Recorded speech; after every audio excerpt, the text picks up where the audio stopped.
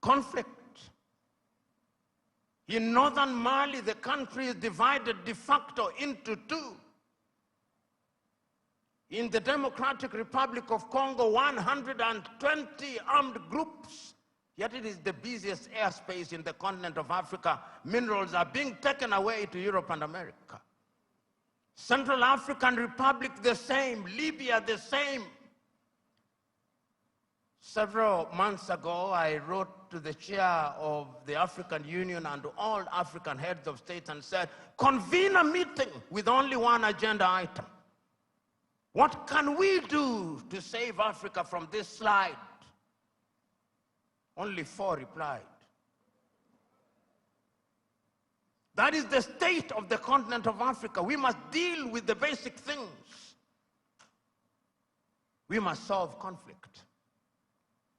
We must change our governance. Because if we don't deal with the question of governance, we are going nowhere. Africa has become a continent where after every election there is conflict, because the pursuit of power is a cutthroat competition where throats are actually cut.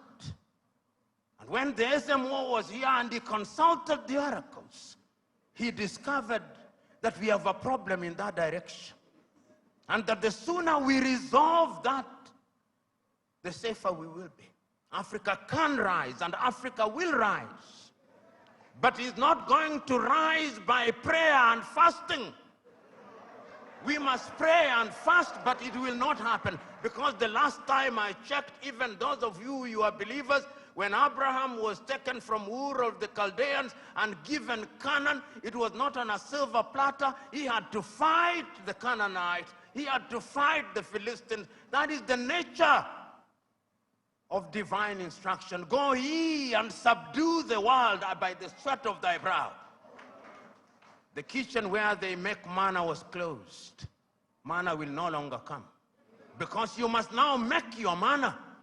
And it is our duty, therefore, as Africans to begin to rethink the younger generation.